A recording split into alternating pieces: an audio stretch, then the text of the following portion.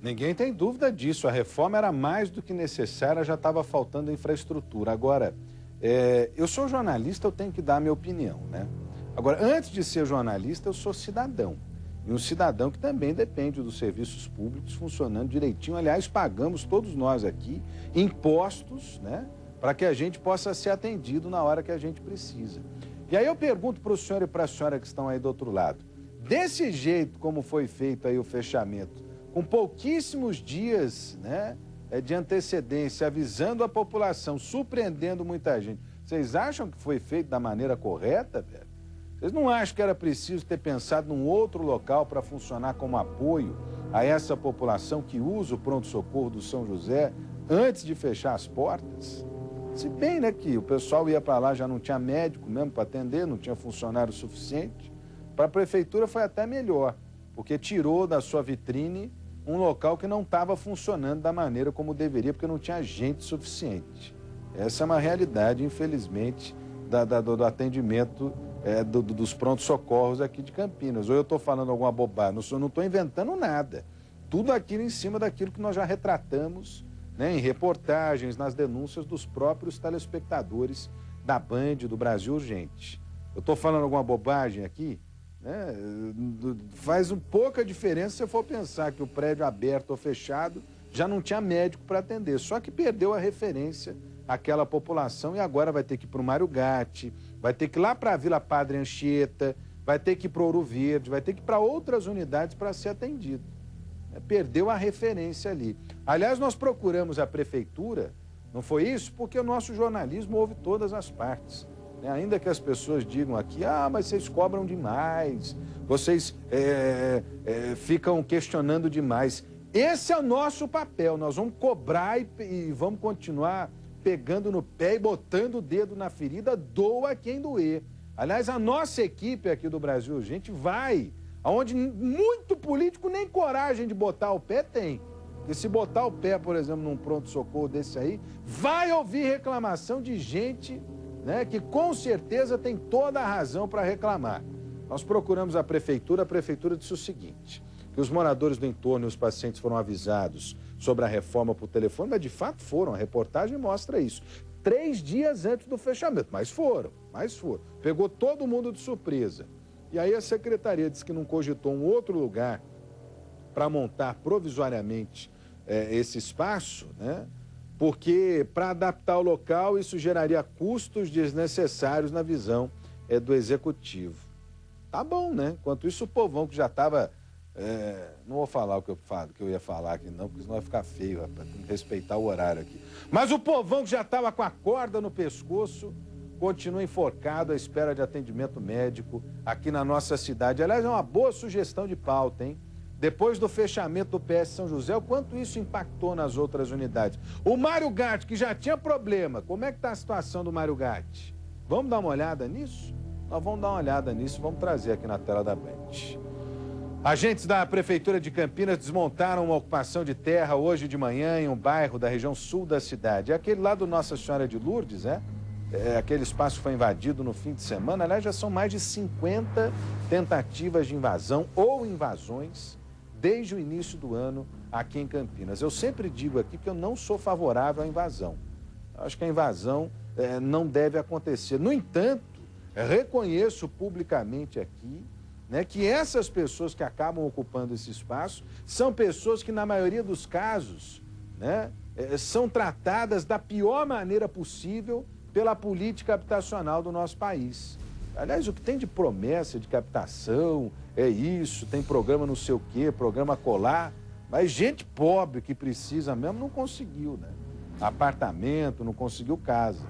E essa gente que está desesperada, né, com a economia, infelizmente, cada vez mais prejudicada, com a inflação em alta, são essas pessoas que estão sofrendo, não conseguem pagar o seu aluguel e estão optando por essas ocupações, que não podem acontecer, não por causa dessas pessoas, muito pelo contrário, essas pessoas precisam ser acolhidas, mas não podem acontecer porque, geralmente, quando se são instaladas sem infraestrutura, sem absolutamente nada, colocando em risco essa população e, mais do que isso, provocando mais do caos urbano, mais de áreas né, onde a criminalidade, onde a ausência do Estado acaba abrindo caminhos para aquilo que é errado. Deixa eu ver a reportagem da Lucimere Ramalho, não é? Vem comigo aqui, ó. Olho na notícia. Com o apoio da Guarda Municipal, representantes da Coab chegaram na área por volta das 10 da manhã. Um trator foi usado para derrubar os barracos e em poucos minutos tudo foi colocado no chão. Moradores do bairro e as famílias que ocuparam o terreno acompanharam os trabalhos de longe. O representante da prefeitura não gravou entrevista, mas afirmou que agiu com base no decreto municipal, que criou o Grupo de Controle e Contenção de Ocupação, uma espécie de força-tarefa responsável por evitar invasões na cidade. Chegaram sem falar nada, eu tinha saído para tomar um café, a hora que eu voltei a máquina já estava passando por cima de tudo. Eles não avisaram, isso é um descaso com o ser humano. O terreno, que tem cerca de 5.000 metros quadrados, fica no Jardim Nossa Senhora de Lourdes, na região sul da cidade. Ele havia sido ocupado por cerca de 50 famílias na madrugada do último sábado. Algumas delas moram no próprio bairro e outras vieram do Maranhão, após saber do movimento por meio de informações dos parentes. Além desta ocupação aqui no Jardim Nossa Senhora de Lourdes, a Coab identificou outras 2 tentativas de ocupação no distrito de Barão Geraldo e no Planalto de Viracopos. Os técnicos demoliram as moradias que estavam começando a ser montadas. E existem ainda na cidade outras 2 invasões, no Jardim Itatinga e no Maria Rosa, que começaram a ser montadas nos últimos 30 dias. O terreno do Itatinga foi invadido no dia 13 de setembro por cerca de 800 famílias. A reintegração de posse está marcada para esta quarta-feira. Já no Maria Rosa, a ocupação aconteceu 2 semanas depois, por aproximadamente 200 famílias. Um laudo da CETESB identificou neste terreno uma contaminação por produto químico, mas os invasores permaneceram no espaço. É isso, gente. O que precisa ficar claro é o seguinte: há um déficit habitacional enorme no nosso país. Essas ocupações não estão acontecendo à toa. Acontecem por quê? Porque a população mais pobre não consegue pagar aluguel, não consegue ser incluída nos programas habitacionais, não tem para onde ir. Ah, Salomão, mas tem muito espertalhão no meio? Pode até ter espertalhão no meio, mas eu tenho certeza que a maioria dessas pessoas é gente trabalhadora, é gente que precisa, né, e que não está contemplado nas políticas sociais do nosso governo, não está... E quando eu falo do nosso governo aqui, eu não estou jogando a responsabilidade só para a União, não. Viu? Porque tem o programa Minha Casa Minha Vida da União, mas tem os programas habitacionais do Estado e faz muito tempo que eu não vejo a CDHU lançar um empreendimento para atender a população de baixa renda aqui no nosso Estado. Ou eu estou falando alguma bobagem aqui? O último que eu tenho memória aqui foi aquele CDHU na divisa entre Campinas e Sumaré.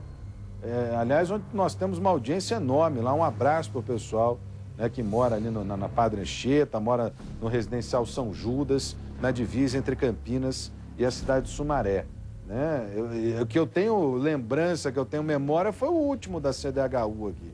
Porque está difícil também para a CDHU fazer alguma coisa aqui na cidade de Campinas, viu?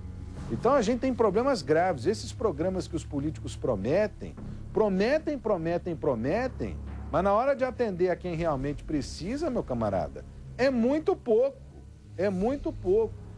Sou favorável à inclusão dessas pessoas nos programas habitacionais. Essas pessoas precisam ser acolhidas acima de tudo. No entanto, não vejo a invasão de terreno particular como a melhor alternativa. Até porque o terreno, se é particular, pertence a alguém e a propriedade dessa pessoa precisa ser preservada também no princípio democrático do direito. Não é isso? Ou eu estou falando aqui alguma bobagem? Precisa ser preservada, é claro. Não vira uma maluquice isso aqui, a gente perde o controle, gente. A gente perde o controle. Vem comigo aqui. Tem menor envolvido no tráfico de drogas em Campinas, se bem que isso aí não é notícia nova, né? Parece figurinha repetida de álbum. O BAEP, mais uma do BAEP, o Batalhão de Ações Especiais de Polícia, prendeu 2 pessoas, uma delas, um menor de idade, 17 anos, um baita de um marmanjo, velho. Um baita de um marmanjo de 17 anos. Tinha droga, não é isso? Lá no Jardim Santa Cruz, o Rafael Gnipper, deixa eu ver as imagens, o Rafael vai falar ao vivo comigo.